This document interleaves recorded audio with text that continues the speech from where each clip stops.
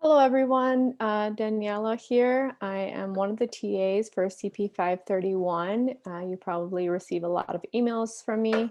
And today I will be doing a guest lecture on the topic of groups. And yeah, I'm super excited to be doing this and to be sharing a little bit of what I've learned about groups. And so I will start by sharing my screen. Just give me a second to do that.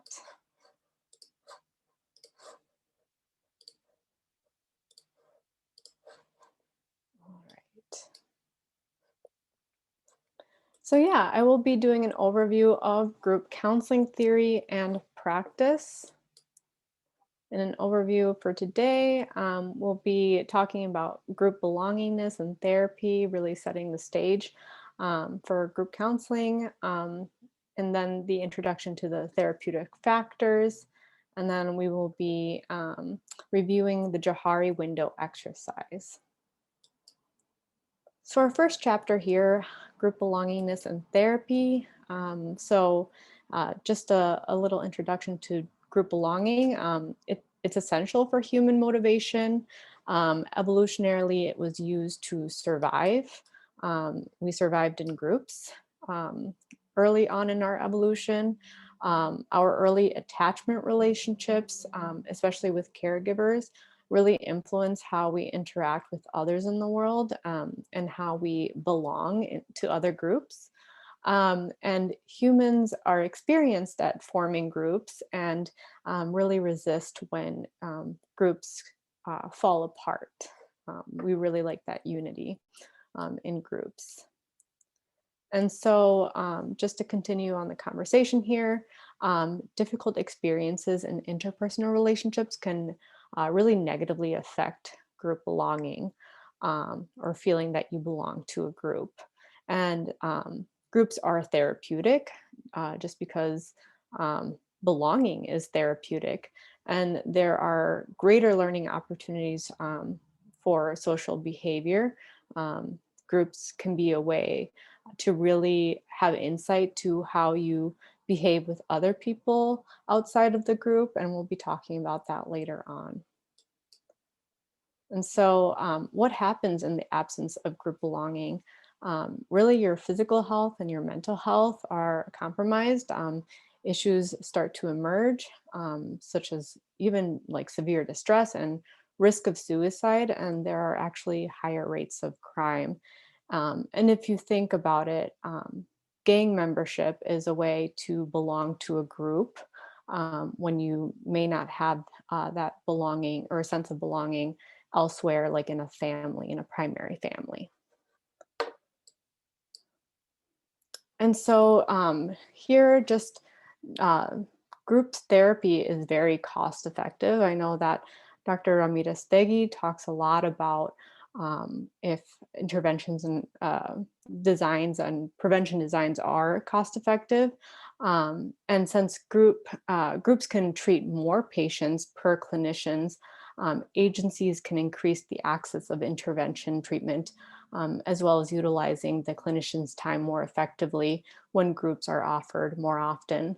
A therapist delivering individualized therapy can see up to 8 clients in a day back to back. And that's a lot. I mean, if you think about working a 9-hour day and seeing 8 clients back to back, that can be pretty taxing on the therapist. So having these groups can be beneficial so that the clinician's time is used more effectively.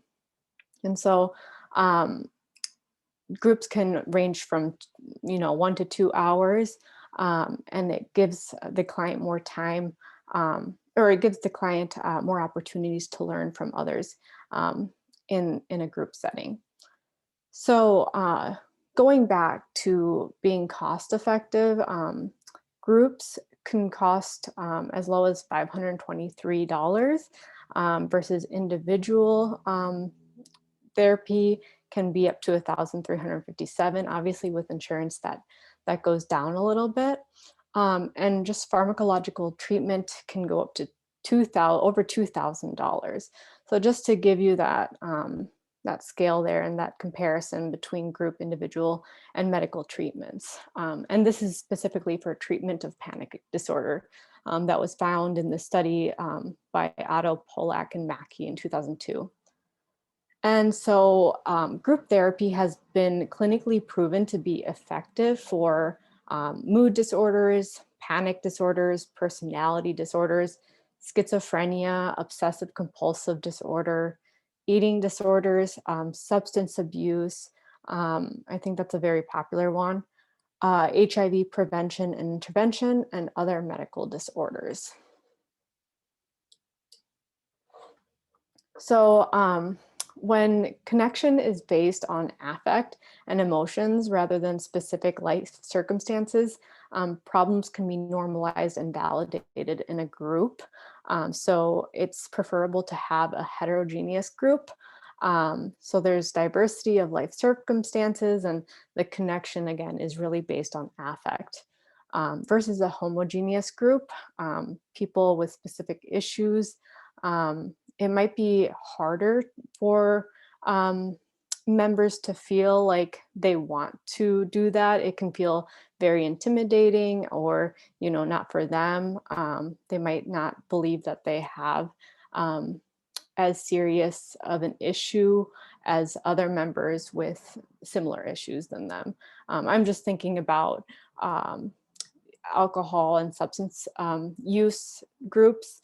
A lot of people who use substances might feel a little bit more reluctant to join a substance use group just because they might not feel like they can relate to others, even though the issues are very similar. And this can result in low membership, so not a lot of people joining these homogeneous groups. So next, we will be talking about the introduction to the therapeutic factors. We'll be spending a large amount of time in this section. And before we do that, I want to introduce Ervin Yalom, who is a clinical psychiatrist. He's a brilliant man who has written a lot of books. And his first book actually was published in 1970, and it was The Theory and Practice of Group Psychotherapy. And so this is composed of vignettes of empirical evidence associated with group psychotherapy. So it's really interesting because this text is used in a lot of student counseling courses, and it's used internationally, and it really doesn't feel like a textbook. It feels like he's telling a story. So I would really recommend this book if anybody is really interested in group psychotherapy. And so I am actually currently reading the 6th edition that was released in 2019. And I guess I should mention that I am taking a group processing and dynamics in counseling course with Dr. Carissa Latta. And so I am sharing today a lot of the things that I've learned throughout this semester as well. And so Dr. Yalom, he developed the therapeutic factors. And these are very interesting. They're essentially the core principles of group counseling that facilitate the change process in groups. And so the therapeutic factors include installation of hope, universality, imparting information, altruism, the corrective recapitulation of the primary family group, development of socializing techniques, imitative behavior, interpersonal learning, group cohesiveness, catharsis, and existential factors. So I will be giving an overview of all of these therapeutic factors. And yeah, let's begin that. So the first one, installation of hope, is when clients trust that the group intervention will be helpful for them. And so therapists play a really big role in instilling hope early in treatment, especially with the screening process and the pre-treatment process that individuals go through before starting group. And so to do this, I think that therapists really have to believe in themselves and their role as therapists and believe in the efficacy of the group. Um, and this will lead to lower dropout rates and more positive therapeutic outcomes. Um, and so clients trust that the group intervention will help them when therapists can share their expectations with clients, especially during the screening process. That's really important to share what the group is about, what to expect from it. And this increases client engagement, which is really important for the clients to be able to have a therapeutic change process happen for them. And so next is universality. And that's just being connected with others through shared experiences or emotions that often feel isolating. Um, Sometimes we, as people, we walk around a lot in our heads and we think, oh, this issue that I have, um, maybe like this issue that I have with my partner who doesn't like taking out the trash, maybe this is just a me problem. And when we enter into a group and we express, this is the issue that I'm having, and other people are like, oh yeah, I get really frustrated with my partner when he doesn't take out the trash. It can really help uh, clients or individuals feel connected in a group or with another person. So clients can feel relieved when they no longer believe they are alone in their problems, and belongingness to a group is enhanced throughout this process. And this can only happen with self-disclosure. So just being comfortable enough to sharing vulnerable aspects of yourself so that others can hear and respond to it, and possibly even share that emotion or that situation. So next is imparting information, and that's just the instruction, guidance, and advice given by group members or even group facilitators. Um, I think this is one of the things that we see really early on in group intervention, and it includes psychoeducation and explanatory models of mental illness. And also the advice piece is really, um, it's really much seen in like by members, so like not as much by facilitators, but um, members tend to give advice to others that is rarely useful for a client. If you think about it, some people really like don't they think they want advice and they ask for advice, and when advice is given, they rarely like take it into consideration, or they say, "Oh, I've already tried that," or it's there's always something where the advice doesn't really fit. And so um, group members are really learning what others need from them. And advice isn't always one of them. And so altruism is next. So the process of helping others. Um, Clients assume a role in a group that can feel helpful for someone else. The helpers can find healing in reciprocal giving. So I don't know if you can ever think back to a moment where you've helped someone else and that's made you feel really good, and it can even be healing for yourself when you're helping others heal. I think that's kind of a motivation that I have in being a student counselor, is just I find a lot of self-healing in being able to heal others. And so a common phenomenon is to want to feel needed and useful. And so I think this is where altruism can help with the change process in group settings. And so next is the corrective recapitulation of primary family groups. So a client's own family dynamics are relived in the group and can be healing when it is corrective. So what this means is that interactions within the group resemble relationships with family members. The facilitators can be viewed as kind of the parents, and the other members can be viewed as siblings, something like that. And so interpersonal patterns that are learned early in relationships can transfer over to other relationships, including the group. And so if you think about it, sometimes, the way that the relationship that you have with a parent figure might be similar to a relationship that you have with a friend or a partner. So this can happen in individual therapy, but there are more opportunities in a group setting because there are more people, more opportunities to get that feedback from other people.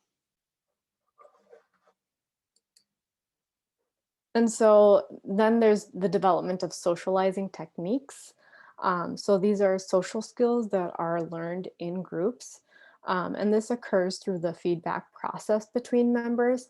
And what that feedback process is basically um, groups share how they experience another group member.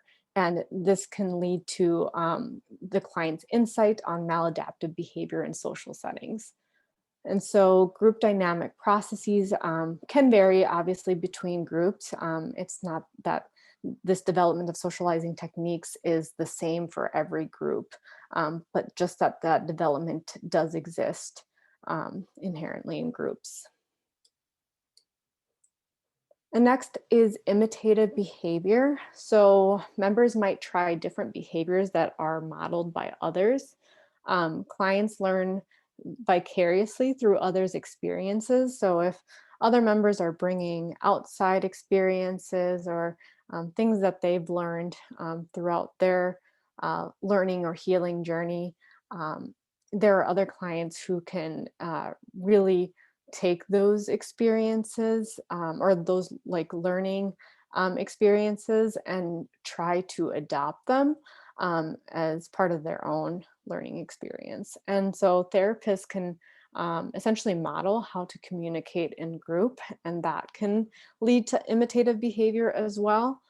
And I don't know if you can think back to a time when you're in a group and members tend to, imitate other people in the group because, it's again kind of having that sense of group belonging or, that there's some cohesion, which we'll talk about later. So I won't bring that up now.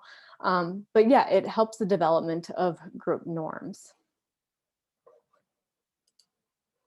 And then there's interpersonal learning. So using relationships in groups for personal insight and healing. This can lead to a corrective emotional experience. This word, corrective emotional experience, is really repeated in kind of my counseling training experience, and it's defined as re-exposing the client under more favorable circumstances to emotional situations which could not be handled in the past. And so essentially, in a group, um, clients can have this corrective emotional experience when they are in a group that they feel safe and that they trust, and where others can provide acceptance and understanding. And so the group can be seen as a social microcosm where clients' behaviors will be similar to how they interact with others in their own lives. And so if you think about it, um, people entering a group might not behave as they would normally behave with a friend. They're kind of still testing out the waters. Um, Yet when as time goes by, people will start to interact more authentically or how they would in their outside lives or in their um, outside of the group. And so uh, members can really start to give each other feedback of how people are interacting, what are the patterns that they see there.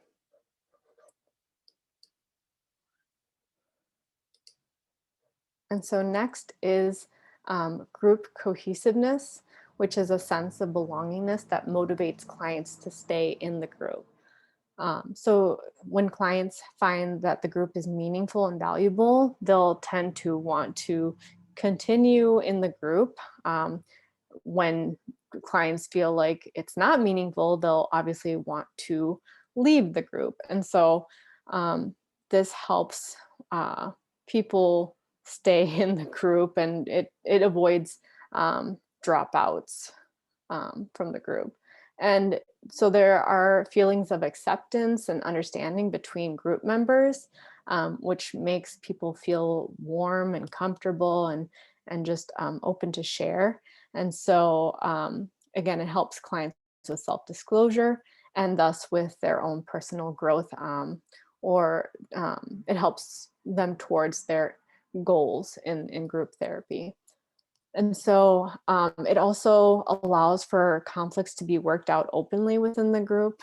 If you think about it, if there's enough trust and understanding between group members, it will feel like they will be able to overcome obstacles or conflicts that might arise in the group. So although group cohesiveness is a sense of belongingness, it doesn't always equal comfort. There can be discomfort in the process of developing this group cohesiveness.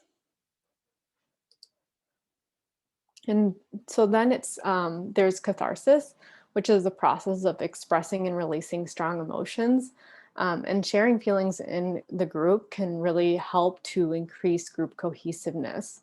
And it becomes therapeutic when there is insight tied to the emotional release. So if there's conversation around what emotions are coming up in the group, that might lead to more insight into some of the conflicts or issues that are present for an individual client. And so then honoring that there are different emotional expressions is very important. Everybody has a different way of showing their emotions. And so in a group, it's important to acknowledge this and to accept that as well. And so for existential factors, these include death, freedom, isolation, and life purpose. So those are the 4 existential factors. And these factors are faced by all persons. And so groups can help individuals face these existential factors. And people can realize that life and relationships are not always perfect.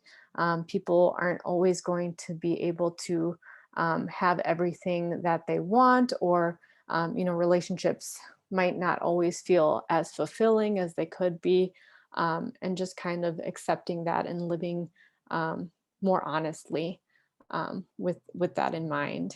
And just to give you an example of a death factor, it's not just like physical death, but the end of therapy can be considered a death of the therapeutic process and group.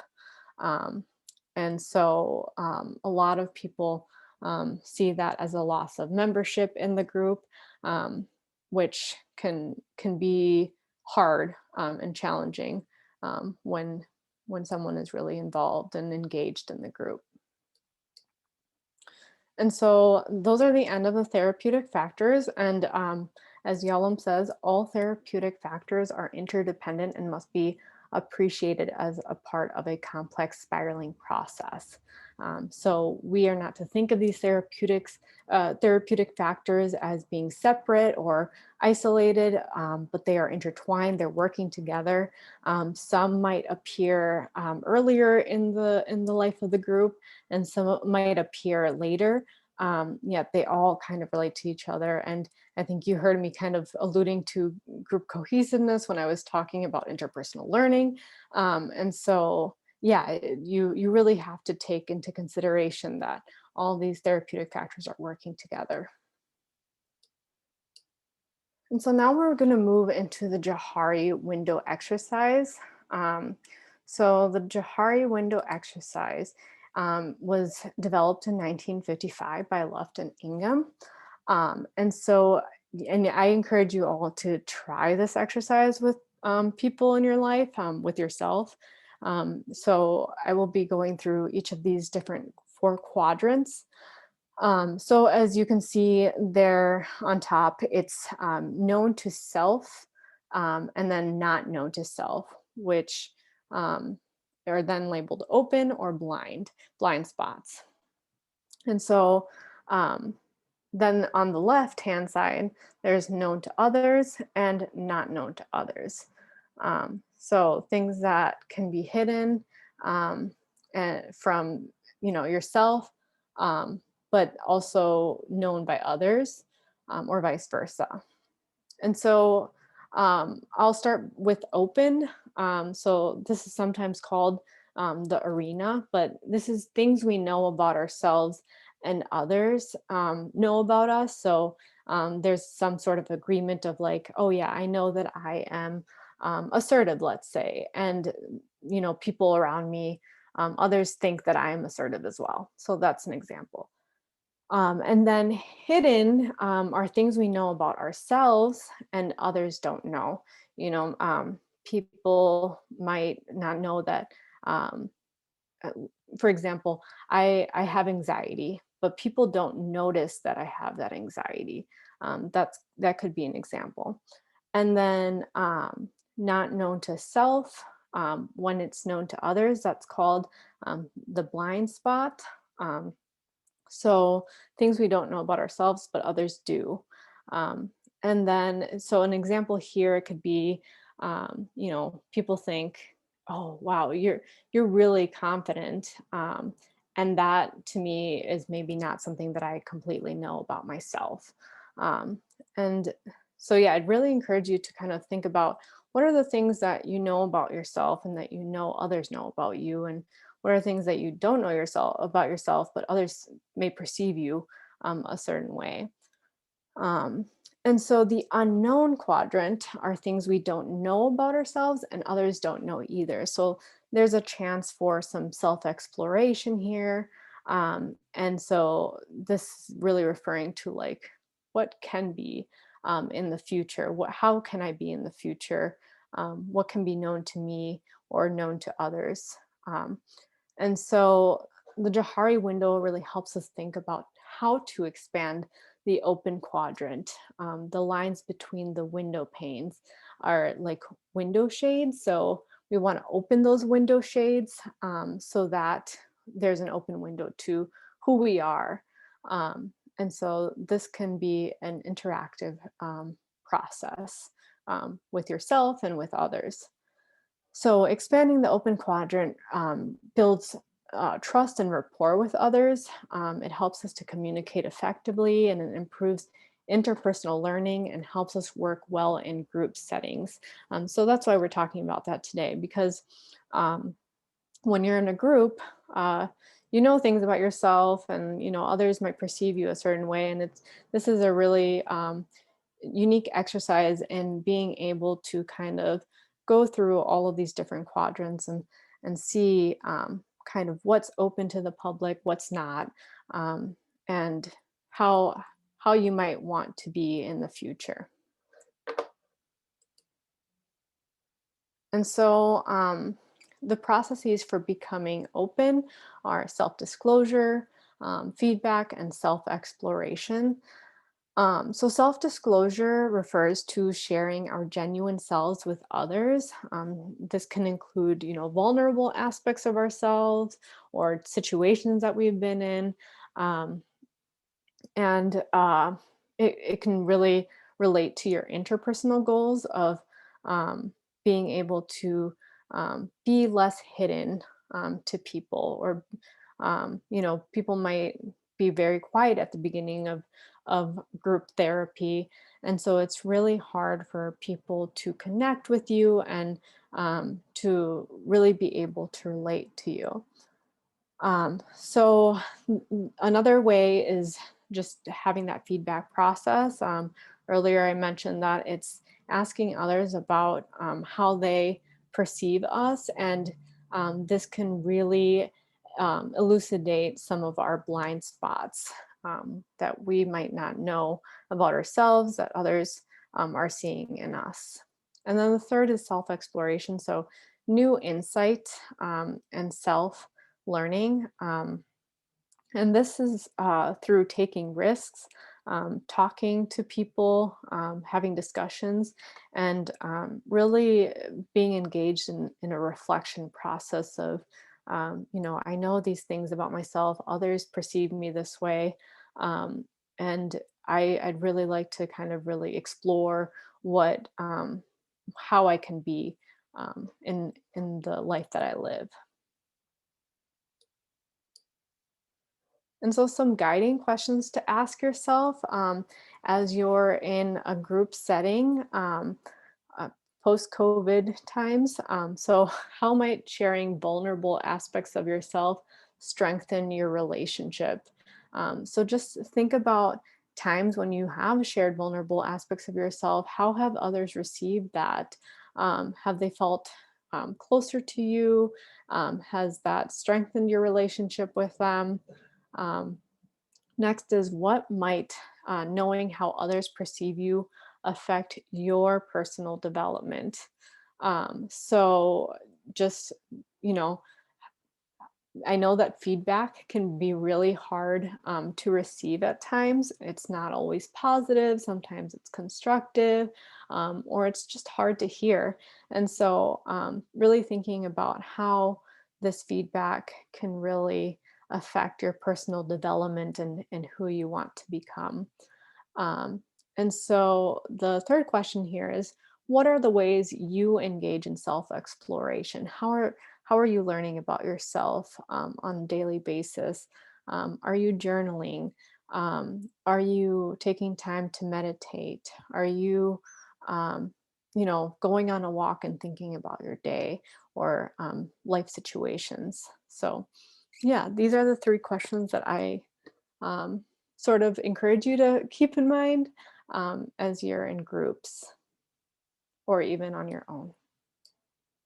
So, some of the main takeaways are that groups are a fundamental human motivation, and without belongingness, mental and physical health issues can arise. Also, group therapy is effective both in terms of cost and clinical outcomes. And therapeutic factors are the core of group counseling processes. Again, I recommend that book, The Theory and Practice of Group Psychotherapy by Yalom. It's pretty great and easy to read. And then there's the personal growth and learning that can come from interpersonal relationships.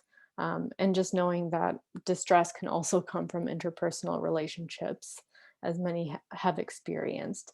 And so, just keeping these main takeaways in mind. I really encourage you to go back to the slides with the Johari window. Maybe ask someone to engage in that exercise with you to kind of find out more about yourself. So, yeah, thank you for listening. And um, I hope that your semester is going well. Please reach out if you have any questions. Thank you.